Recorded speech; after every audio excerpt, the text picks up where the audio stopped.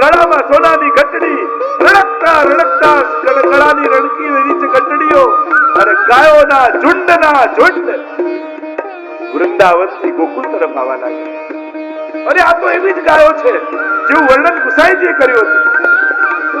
અને ગાયોના ટોળા ખસ્યા અને ધૂળની ડમરીઓની મધ્યમાં જેવું વર્ણન ઠાકોરજીનું કર્યું હતું એવું જ સ્વરૂપ ગાયોના મંડળમાં પ્રગટ થઈ ગયું, ચકિત થઈ ગયો.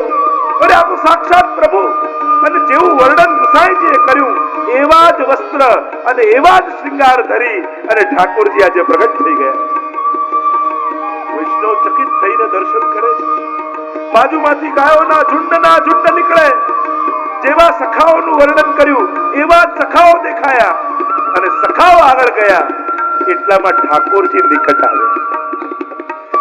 જો ગુસાઈજીના વચનામૃતની કૃપા, નિકટ આવ્યા ને કેવળ દર્શન ના આપ્યા.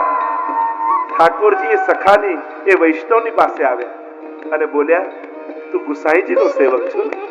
હા જરા ગુસાઈ, તે મારી આવનીની લીલાનું વર્ણન સાંભળ્યું હતું ને? હા જરા. જો એવા જ શિંગાર ધર્યા છે ને? હા પ્રભુ. અરે ઉભો શું છે? તું ગુસાઈજીનો સેવક છું. તને ખાલી દર્શન નહીં આપું પણ લીલા રસનો અનુભવ પણ કરાવીશ. હાથ પકડ્યો ઠાકોરજીએ અને સદૈને લીલામાં અંગીકાર કરી.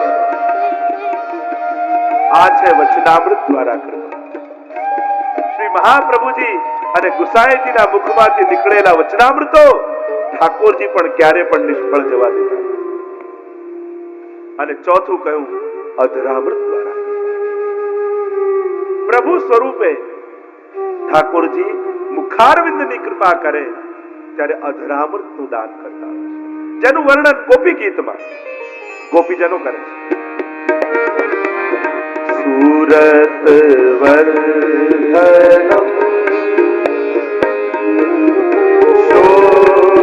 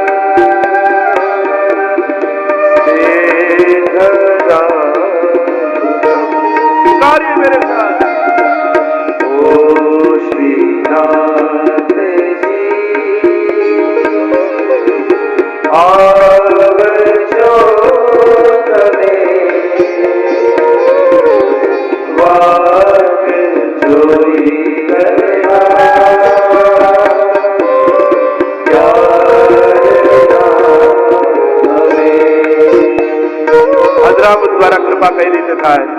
સુરત વર્ધનમ શોકનાશનમ સ્વરિત વેણુનામ કૃષ્ણ ચુંબિતમ ઇતર રાગ વિસ્મરણમ નામ વિતર વીર નસ્તે ધરામૃતમ. હે વીર, એ અધરામૃતનું અમને પાન કરાવો. ગોપીજનો પણ એ અધરામૃતની આકાંક્ષા કરે, ઈચ્છા કરે છે. તો આ અધરામૃત શ્રી વલ્લભના ગ્રંથો એ વલ્લભનું અધરામૃત નિત્ય વૈષ્ણવે રૂપાન કરો. એનાથી સઘળી લીલાઓ સ્ફુરિત થશે. સ્ફુરિત હોત સબ જ્ઞાન શ્રી વલ્લભ પદ વંદો સદા સરસ હોત સબ જ્ઞાન રસિક રટત આનંદ સો કરત સુધા રસપાન. એ વલ્લભના મુક્તિ નિશ્ચિત સુધા એ આપના ગ્રંથો છે અને એ ગ્રંથોનું જે રસપાન કરે એને સુધાનું જ્ઞાન. મહાપ્રભુજી કૃપા નિધિ છે, કૃપાના સાગર છે, કૃપાનો ભંડાર છે અને એવો ભંડાર છે કે જ્યાં કૃપા ક્યારે ખૂટતી નથી. હું તો કહું, મનુષ્ય ક્યારે જીવનમાં એટલા પાપ નથી કરી શકતો કે એમ બોલી શકે કે મારા પર તો કૃપા થાય છે. ક્યારે નહીં. ભગવાનની કૃપા બહુ વિશાળ છે, ખૂબ મોટી છે. હા, કૃપા કરવાના પ્રકાર જુદા હોય. માણસ માંગે સુખ અને ભગવાન આપે હિત, કલ્યાણ. માણસને સુખ માંગવાની આદત છે, હિત માંગવાની આદત નથી. અને પ્રભુ કૃપા કરે ઘણીવાર માથે હાથ ફેરવીને, વહાલ કરી અને ઘણીવાર વઢીને, પણ બંનેમાં પ્રભુની તો કૃપા જ હોય છે. પેલું કે ને એક પેલો બિલ્ડર હતો અને 20 માળનું મકાન બનાવ્યું, અગાસી પર ઉભો છે અને જમીન પર એનો મજદૂર કામ કરી રહ્યો છે. તો એને કંઈક સૂચના આપવી હતી, એને ઉપર બોલાવો હતો એ મજદૂર. હવે બૂમો પાડે પણ નીચે કામ ચાલે છે, પેલા મજદૂરને સંભળાય જ નહીં. એટલે પેલા થયું કે આને કેવું કેમ, બૂમો પાડી પાડીને થાકી ગયો. જુએ જ નહીં ઉપર, માલિકને જુએ જ નહીં. એટલે પેલાને કંઈક કહ્યું કે કંઈક યુક્તિ કરવી પડશે કે ઉપર જુએ. એટલે માલિકને વિચાર આવ્યો, એને 50 રૂપિયાની નોટ કાઢી અને ઉપરથી નાખી. એ જો કે રૂપિયા જોશે એટલે તરત જોશે ઉપર, એટલે 50 રૂપિયાની નોટ નીચે પડેલી જોઈ પેલા મજદૂરે, એટલે નોટ લીધી ખિસ્સામાં મૂકી દીધી, પાછો કામે વળગી ગયો. પેલો કે આ જોતો કેમ નથી, 1000 રૂપિયાની નોટ કાઢી ઉપરથી નાખી. પેલો કામ કરતા કરતા નજર પડી 1000 રૂપિયાની, લીધી ખિસ્સામાં મૂકી દીધી, પાછો કામે લાગી ગયો. પેલું કે આ જોતો કેમ નથી, કેમ જોયે? એટલે કે આ જોશે જ નહીં. એટલે કાંકરી પડી હતી એ લઈને જોરથી મારી એટલે સીધું ઉપર જોયું એને. એમ જ ભગવાન ઘણી વાર નોટ નાખે પણ આપણે જોઈએ જ નહીં, એટલે ભગવાન કાંકરી મારે એટલે તુરંત ધ્યાન આવે. પણ એ બંનેમાં ઉદ્દેશ છે તો એને ઉપર જોવાનો જ છે, કૃપા કરવાનો જ છે.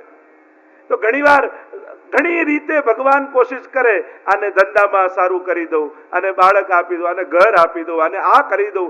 ઘણી વાર ઘણી વસ્તુ આપે, પણ આ માણસ એવો છે ને, એવો કામમાં પડ્યો છે કે ભગવાન તરફ જોતો જ નથી. એટલે ના છૂટકે ભગવાને કાંકરી મારવી પડે. કઈક એવું થાય એટલે દોડતો મંદિરે પહોંચી જાય, પ્રભુ કઈક કરો. પ્રભુ કે આટલું બધું નાખ્યું, જોતો તો ખરા તો આ વારો જ ના આવે. મૂળમાં તો ભગવાનને કૃપા જ કરવું છે, અનેક રીતે કૃપા કરે. શિક્ષાપત્રમાં તો પ્રતિબંધો દ્વારા ભગવાન કઈ રીતે કૃપા કરે છે, કેવા પ્રકારની કૃપા કરે છે. ક્યાંક દેશની બહાર મોકલે, ક્યાંક મિત્રોનો સાથ છોડાવે, ક્યાંક ધન લઈ લે, અનેક પ્રકારથી. હવે લાગે આપણને દુઃખ, પણ એમાં પણ ભગવાનની કઈ કઈ કૃપા હોય છે એ શિક્ષાપત્રમાં હરિરાયજી બહુ સુંદર રીતે સમજાવ્યું છે. કે દેખાતું વિપરીત કાર્ય, એમાં પણ ભગવાન પોતાનું કાર્ય કઈ રીતે સિદ્ધ કરે છે અને જીવનું કલ્યાણ કઈ રીતે કરે છે, એની સમજૂતી હરિરાયજી બહુ સુંદર રીતે આપી છે. તો શ્રી મહાપ્રભુજી કૃપાના નિધિ છે. કૃપા નિધયે નમઃ, કૃપા નિધયે નમઃ. હવે 5મું નામ ગુસાઈજી આપતા કહે કે આપ કૃપાના સાગર છો,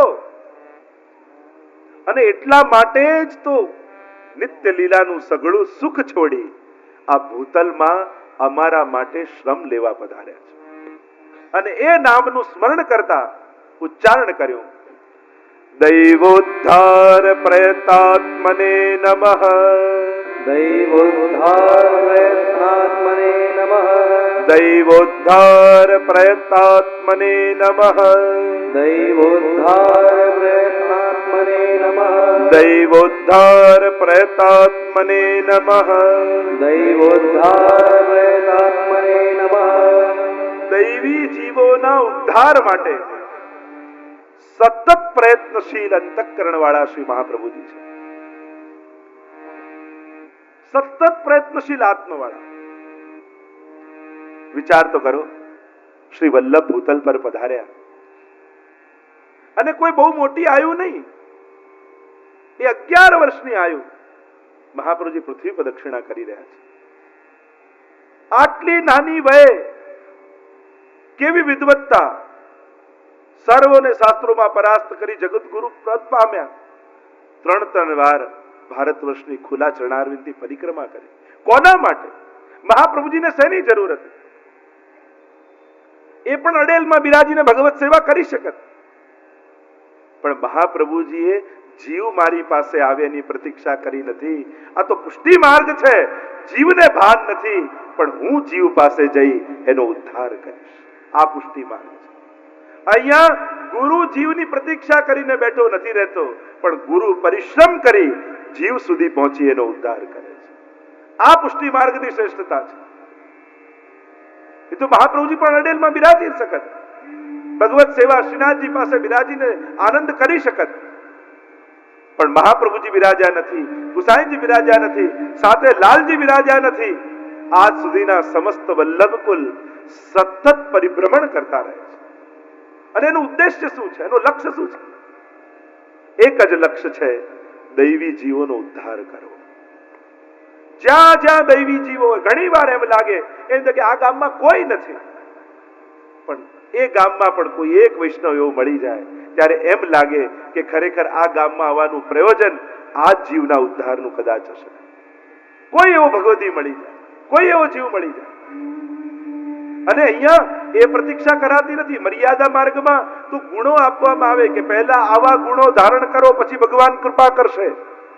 મર્યાદા માર્ગ અને પુષ્ટિ માર્ગનો ફરક એટલો, મર્યાદા માર્ગમાં જે સારો એ મારો. ગીતાજીમાં કેટલા બધા લક્ષણ આપ્યા ને, તુલ્ય નિંદા સુધીર મૌની સંતુષ્ટો યેન કેનચિત અનિકેત સ્થિર ભક્તિ માનવે પ્રિયો નરહ.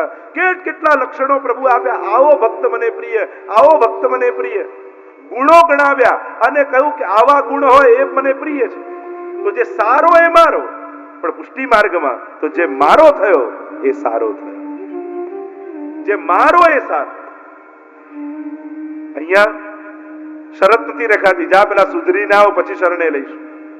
અહીંયા તો શરણ આયે સોહી તારે, જે જન શરણ આયે સોહી તારે, जितनी रवि छाया की कणिका इतने दोष हमारे. અહીંયા તો અનેક દોષોથી ભરાયેલો જીવ છે.